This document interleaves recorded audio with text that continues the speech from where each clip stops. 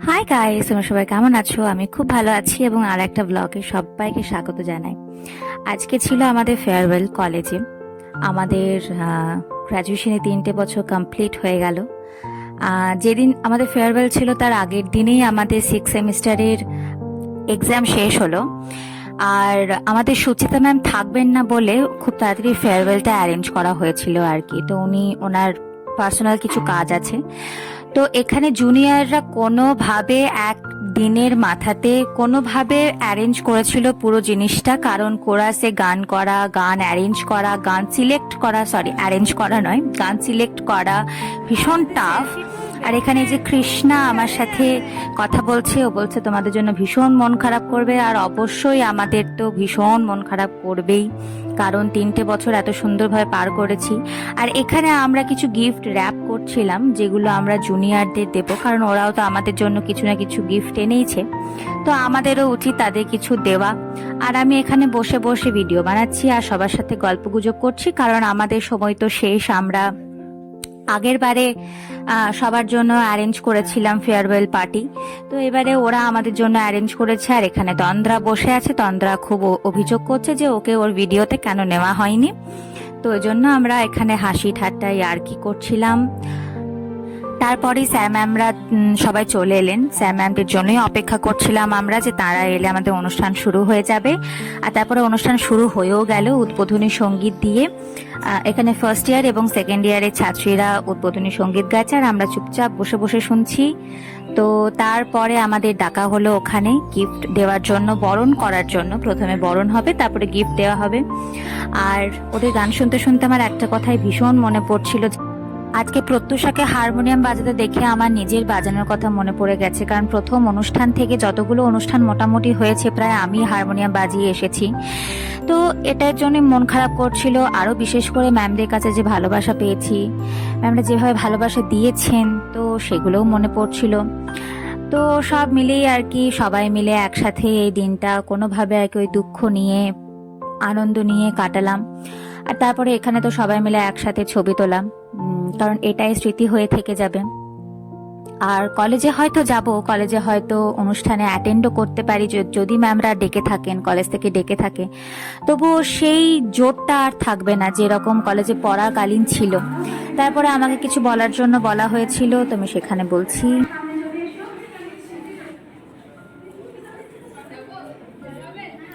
আমাদের গিফট দেওয়ার পরে এখানে জুনিয়রদের গিফট দেওয়া হচ্ছে, যেটা আমরা র্যাপ করলাম এখানে বসে। তো ওদেরকে গিফট দেওয়ার পরে ওরা তো ভীষণ খুশি, কারণ দিদিরা আমাদেরকে কিছু তো একটা দিয়েছে। আর এরপরে আমি অঙ্কিতাকে এখানে দিচ্ছি, কারণ ও বেচারা আমার ভিডিও বানাচ্ছিল। আর এটা আমাদেরকে গিফট দেওয়া হয়েছে, এ একটা ফুল, একটা চাবির রিং, একটা সুন্দর ডায়েরি।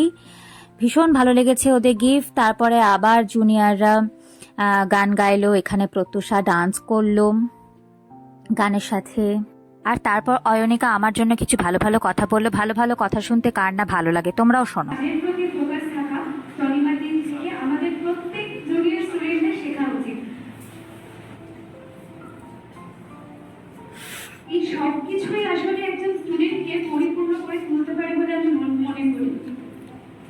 শনিবার দিকে দেখেছি সবসময় স্টুডেন্ট হিসাবে সমস্ত দায়িত্ব গুছিয়ে পালন করতে। তারপর মৌসুমী ম্যামও কিছু বললেন আমাদের জন্য, আমরা বেরিয়ে যাব তার জন্য। তো মনটা সবার খারাপ ছিল সেদিন প্রত্যেকটা ম্যামই প্রায় দুঃখ নিয়েই আমাদের কথা বলেছেন। আর এখানে আমি স্মৃতিকে কি বলছিলাম আমি নিজেও জানি না, এখন মনে করতেও পারছি না, যে কিছু তো একটা বলছিলাম আমি ওর সাথে। তারপর মৌসুমী ম্যাম একটা গান গেয়ে শোনালেন, কারণ সবাই মিলে জোর করা হয়েছিল গান গাওয়ার জন্য, প্রত্যেকটা স্যার ম্যামকেই জোর করা হয় এবং এইবারেও তাই।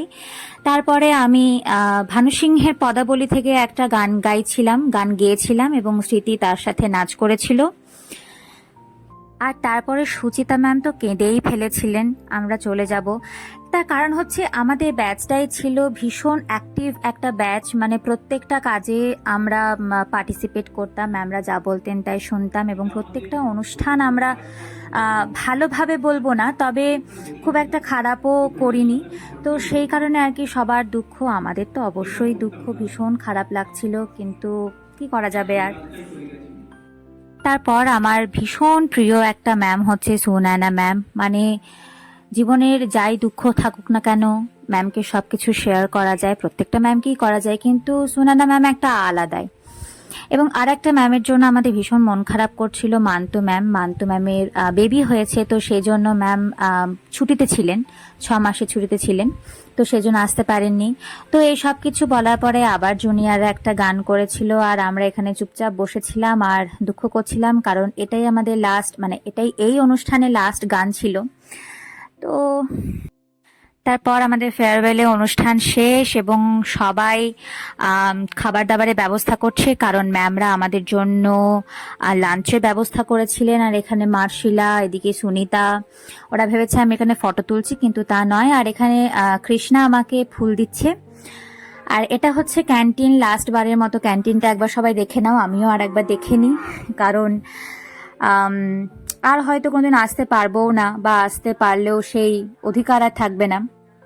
আর এখানে ম্যামরা সবাই আয়োজন করেছিলেন fried rice and chilli chicken. এটা আমাদের জিজ্ঞেস করেই করেছিলেন, আমরাই বলেছিলাম যে ফ্রাইড রাইস আর চিলি চিকেন খাবো, কারণ অনেকেই বিরিয়ানি খেতে পছন্দ করে না, তো সেই কারণে এই মেনুটা করা হয়েছিল।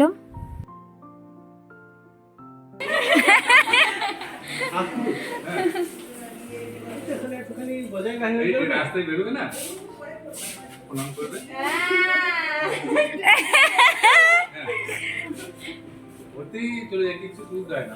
তারপর আমরা শেষবারের মতো আমাদের ডিপার্টমেন্টে গিয়ে বসলাম, কারণ এখানে অনেক স্মৃতি মনে পড়ছিল, ফার্স্ট ইয়ার থেকে থার্ড ইয়ার অবধি যা যা স্মৃতি, যা যা কিছু করেছি এই রুমটাতে, এই ক্লাসরুমটাতে, যা যা ক্লাস হয়েছে, যা যা মজা করেছি, সব আমরা একদম এখানে গল্প করছিলাম আর হাসি ঠাট্টা করছিলাম। আর সেদিন ভীষণ গরম ছিল, ভীষণই গরম ছিল সেই দিন, কিন্তু ওই আনন্দ আর কি একটা।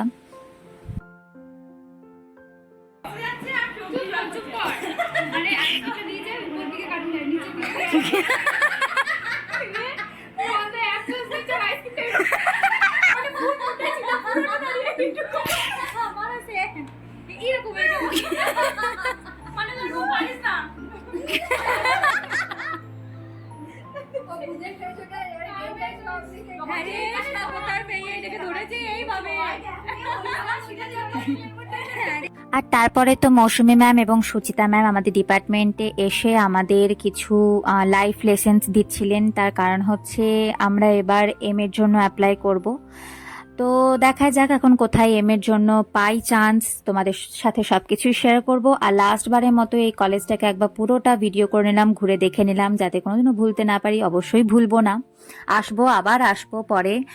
আর এখানে তো ভীষণ রোদ, আর আমার চোখে কি একটা ছাই ঢুকে গেছিল, তো চোখটাও আমার ভীষণ করকর করছিল, খুব কষ্ট পেয়েছিলাম, তবুও কোনোভাবে আর কি সেই দিনটা কাটিয়ে নিয়েছি। আর এখানে সবাই বাড়ি যাওয়ার জন্য বেরিয়ে গেছি। তো কি বলবো, আর আমার বলার এখানে কিছুই নেই, এখানে সবাইকে টাটা জানিয়ে দিয়েছি, আর সবাই মিলে হাঁটতে হাঁটতে চললাম আর কি, গরমের মধ্যে, ঘামের মধ্যে। আর তারপর আমি দিদার বাড়ি চলে এলাম, আর এখানে দিদুকে ভিডিওতে নিচ্ছি বলে দিদু এখানে শাড়িটারি একটু ঠিক করছে আর কি। তো ব্যাস, এই ব্লগটা আমি এখানেই শেষ করছি, আবার পরের ব্লগে তোমাদের সাথে দেখা হচ্ছে। এখানে আমি আর একদম মানে সাংঘাতিক অবস্থা, গরমে ঘেমে, তারপর চোখে ছাই ঢোকে। তো আর চলি, পরের ভিডিওতে সবার সাথে দেখা হচ্ছে। সবাই ভালো থেকো, সাবধানে থেকো, টাটা।